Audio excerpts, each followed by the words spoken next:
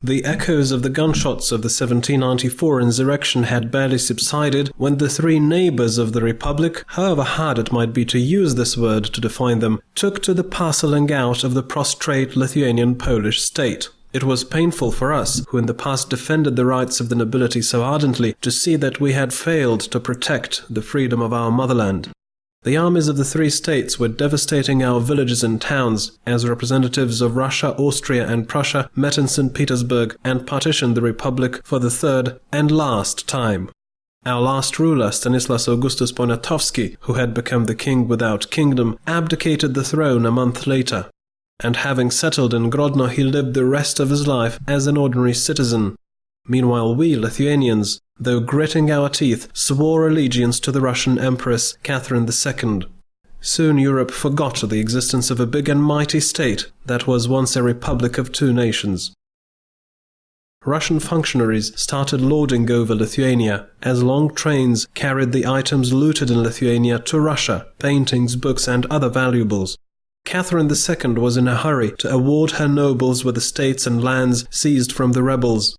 The fair Count Platon Zubov, her lover, received from Catherine no less than the Cholet county and its economy with 14,000 peasants. Russians were also generous to the traitors of the Republic, Targovice confederates. These too got some of the rebels' property. The Russians used their own discretion to restructure the annexed lands of the Grand Duchy of Lithuania, which were divided into provinces. It seemed to us, however, that Russians were not fully aware of how many provinces they wanted. At first they set up two, Vilnius and Slonim, which some time later during the reign of Paul I were joined into one, the province of Lithuania. Still some time later the country was divided into two provinces again, Lithuanian Vilnius and Lithuanian Grodno provinces. Vilnius became the center of the provinces, with the Tsar appointed Governor-General, who established himself in a resplendent palace. Besides, he was the commander-in-chief of the Russian army stationed in the country. Life deteriorated considerably under the thumb of the Russian Empire. Our forefathers couldn't be closer to the truth when they said that those who fail to maintain their own army have to feed that of strangers. We also had to feed strangers, but we continued to be the headache of the Russian authorities. There was a big number of petty gentry in our country, and Russians knew pretty well that it was namely them who were always prone to unrest and upheaval. Catherine II even made plans to deport some 10,000 of them to the Black Sea region, but fortunately she died and deportation plans were buried together with her. However, there was nothing to exult at. The Tsarist authorities devised a better plan. They started requesting from the gentry documents proving their nobility. Not all of them possessed such papers. Many of them had lost them in the times of war and unrest.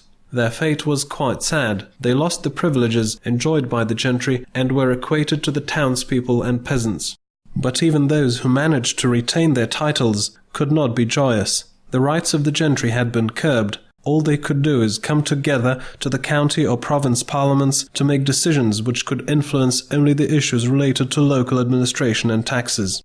Worried townspeople were also scratching their heads. Under the Russians' rule, quite a few towns and cities lost their self-government, and their inhabitants became dependent on the local gentry.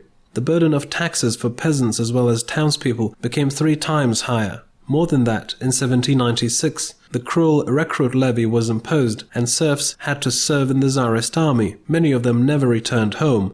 The service lasted for 25 years. Hard times came to the Catholic Church too. The Russian authorities began the restructuring of its organization and were at pains to separate the Church from the Vatican. The Church's land was expropriated, dioceses were set up, and others revoked. Bishops were appointed by the Russian authorities without the pontiff's permission. In the long run, however, the Russians started understanding that they had bitten off more than they could chew. They even failed to find a sufficient number of officials to take up all the administrative posts in the occupied country. That is why they had to propose them to the local ranks of the nobility. The Russians were not successful in making us speak Russian in public either. The language of public life, courts, education institutions and press continued to be Polish. True, we Lithuanians could not be very happy about it. We were aliens in the Russian Empire, and although we resented the new order, we had no plans to revolt right away. The time was not yet ripe for that. We were in higher spirits after the death of Catherine II, when her son Paul I became the Emperor of Russia. He was said to have hated his mother and done everything contrary to her.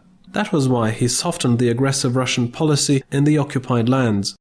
Many rebels who had been deported and imprisoned, even their leader Tadeusz Kościuszko, were pardoned and released from prison. Some of them were even able to regain their estates. Paul, however, was soon assassinated by the conspirators, and Alexander I became the Emperor of Russia. He considered himself to be a person of liberal views, but never decisive enough to bring them into being.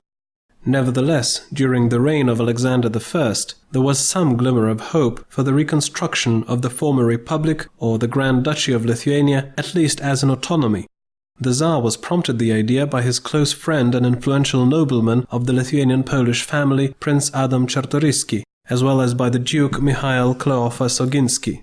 By 1809, Finland, which was integrated into the Russian Empire, already enjoyed the status of a Grand Duchy, which had its borders, its own army, customs and currency. So why shouldn't Lithuanians and Poles follow suit? That is why, in 1811, a project for the restoration of the Grand Duchy of Lithuania was handed to the Tsar. There was no answer from the Tsar, though.